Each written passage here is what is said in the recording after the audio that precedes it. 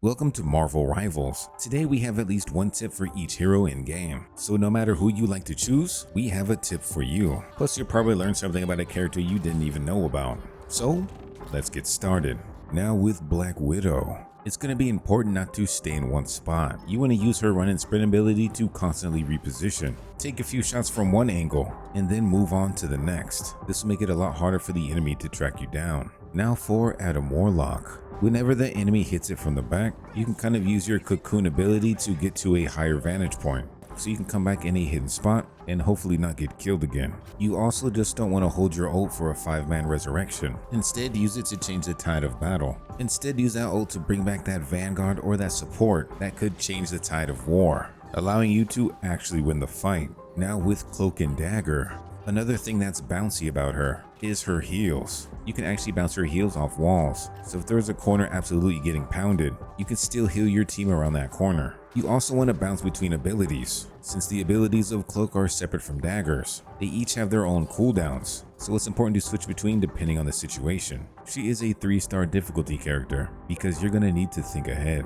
Now for everyone's favorite land shark, Jeff. You got to keep in mind this man has infinite range for both his heals and his standard attack. So you don't necessarily need to be in the front lines in order to get some value from this lovable shark. Also get familiar with his dive and bubble combo. This will get you out of a lot of sticky situations. So when in doubt, make sure to Jeff it out. Now for Iron Fist. And for him, patience is going to be key. Make sure you use your heal ability before fight to get an extra 50 health. And then you're going to look for that 1v1 duel. So charge up and then go in fist ablazing. Take out your opponent and then dip out. Unless you see another opportunity, that is. He's all about getting into those back lines and doing that damage. Trying to take out these squishies first. And Iron Fist is absolutely amazing at this. He's blessed with a bunch of mobility options, so it's really easy to do too. You can definitely understand why he's so OP after a few times playing him. Now for Penny Parker. She's the queen of denying the enemy the way forward. You just need to make sure you place your nest in a secure spot, somewhere where it's hard for the enemy to find. This device is your bread and butter, since it provides Penny that overshield and a slight movement boost. And once you master this, you can master any map. Now for Squirrel Girl. She is very bouncy. She's very good at CCing crowds of enemies, so when the enemy is grouped up, she is absolutely clutch. Her primary fire bounces off walls and the ground. You can bounce off of her tail to get some height, and then even her secondary fire bounces as well. But let's not forget her ultimate. They bounce too. So if you're ever in a situation where crowd control is key, or the enemy is in a tight corridor, Squirrel Girl might be your best DPS choice. Now for the Punisher. He kind of has some hidden abilities, such as when you empty your mag, you can switch over to your shotgun, continue shooting, and then once you're done with that, you can switch back to your gun with a fresh reload. In some situations, it's more proactive to switch over to your shotgun to get the kill. You can sort of use your zip line as a slingshot as well, by aiming it up and to the side and then jumping right before you bounce. This can allow you to get into the action a lot faster, or catch them by surprise. Damn. You are also very vulnerable when you pop your ult, so it's better to pop it while you're in cover and then go in for the kill.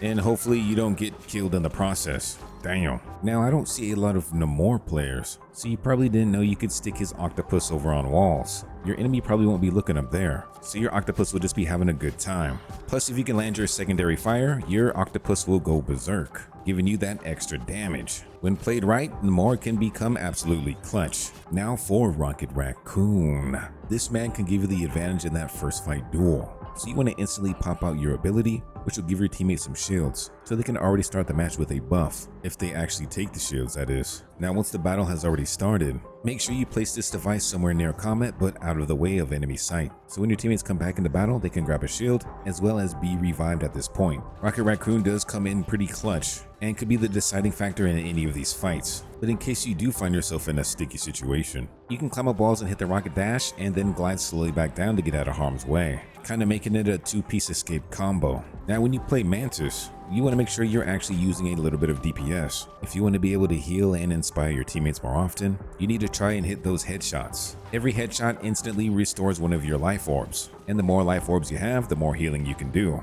So don't be afraid to play her as a mini duelist with the ability to help and support your team. Now for Storm. Now she's a duelist, but she kind of plays the support role as well. And the thing you want to do with Storm is to stay with the team. Use your win ability to get into the action quick. and once the battle has started, you can switch over to damage. The farther up in the sky, the less ability you have to support your team, so you want to be able to stay down low in order to get that maximum range. Now for Iron Man. You kind of want to use him as a peekaboo style, so you want to use height and cover to your advantage. You can peek the corner when you're ready to attack, and you're going to use that height and cover as an advantage. You're kind of going to be that annoying distraction, but at the same time you can do some pretty massive damage. Now Doctor Strange. For him, his portals are key. You can use his portals to reposition anywhere on the map, including right behind the enemy, so you can hop into action and surprise them off the bat. See, this Adam Warlock didn't even know I was coming, and he got hit from the back.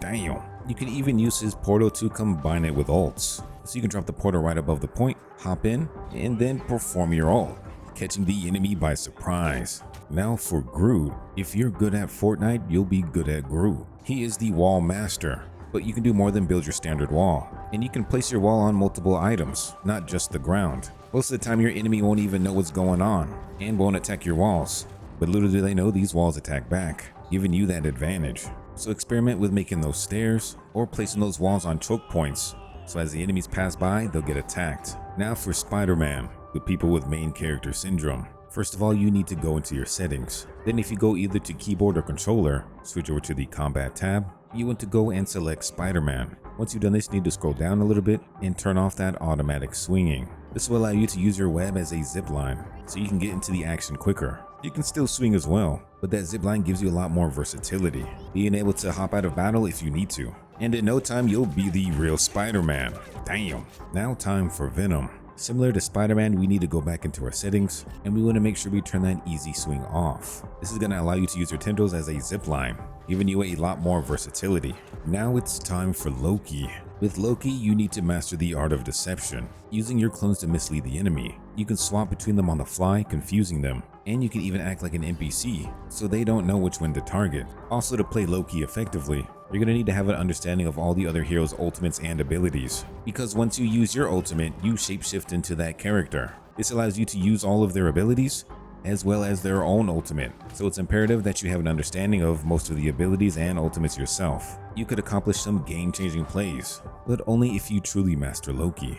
Now for Luna Snow. She has an ability called Share the Stage, where whatever target you're targeting, they get a shared person of any health that you heal. So if we have the ability on Mantis, and then we go ahead and heal Penny Parker, Mantis will get some healing back as well, without even having to heal her directly. So a good way to actually use this ability is to give it to one of your divers. As your diver dives in and takes damage, they will passively get healing as you're healing up your tanks. Luna Snow also has some good speed, but it's not enough if you get dived on by the enemy team, so make sure to keep your absolute zero in case you need it for a quick escape. Now for Scarlet Witch. Now her ultimate is absolutely massive, but she's very vulnerable in the process, so you need to pop your ult in cover, and right before you're about to blow, you come out. This saves you from getting capped right off the bat and allows you to actually get some kills. Now time for Magik. Now I was hoping you could use her portal to get to the high ground, but it just doesn't work that way. Instead, what you can do though is use your dash to get to a higher vantage point, so you can then get the jump on your enemy. Now the Hulk is all about managing your resources. You want to be able to jump into action, put on that pressure, use up your abilities, and then be able to jump back out. Once your cooldowns are back, you hop back into action and put on some more pressure. You kind of rinse and repeat this until you get enough to use your ultimate. So managing your resources are going to be absolutely key. And when done correctly, your Hulk will be unstoppable. So definitely do not skip out on the Hulk, because he is definitely viable. Now time for Thor. And now a pretty handy Thor combo to use is to go into your awakened state and then throw down a lightning round to get the boost. This will give you an instant recharge to be able to use your abilities. Now for Magneto. With Magneto, you need to learn the tide of battle. You'll constantly be going in and out to put pressure on the enemy team and to be able to recharge your own cooldowns.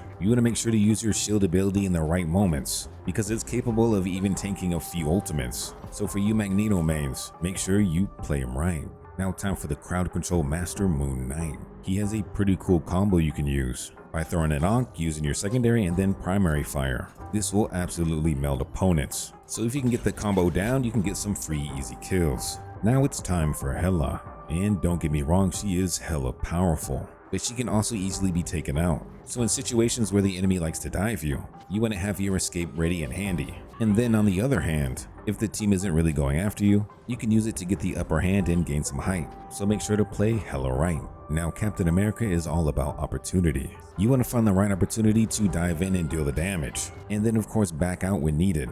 Captain America is really good at taking damage, as well as blocking damage for the team. So creating that distraction could give your team all the time it needs to take out the enemy. Now time for Wolverine.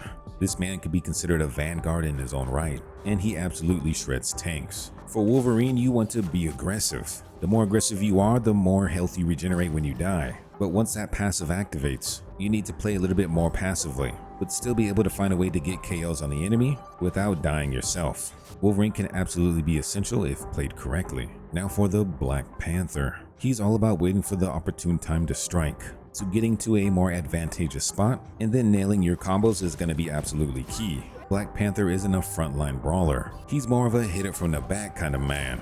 Then we have the Winter Soldier. One thing to know about the Punisher is that when you use abilities, you automatically reload. So you can use this to chain together some massive combos and basically never have to manually reload. So have fun with that. Now it's time for Peter Quill. Now Star-Lord's ultimate is absolutely devastating, but it's also easily counterable. If you use it in the right way though, you can end fights decisively. So it's best to pop your ult when your team is already in an advantageous spot. This will allow you to finish fights and get those kills super quickly. Sorry, Jeff. Now time for PSYLOCK. PSYLOCK is best used when you hit the enemy from the back, and then if you use her wing shurikens, wherever your cursor is pointing is where they'll come back from. So you could potentially get some pretty decent damage by first aiming at one enemy and then recalling your shurikens at the other. Now that's a combo wombo. Now it's time for Hawkeye. Now he's pretty powerful with the basic aim, but if you really want to take it to the next level and you're having a hard time hitting the squishies in the back, you can focus on a bigger target such as tanks. This will charge up your archer's focus, allowing you to get that maximum damage. Bam! You can also use Hawkeye's katana as a deflection, so you can block enemy projectiles. It won't deflect them back at them, but you'll be able to block incoming damage. Hopefully you found something of use for your hero of choice. If you don't want to miss even more Marvel Rivals guides, make sure to like and subscribe for future videos. Until next time though, we'll see ya.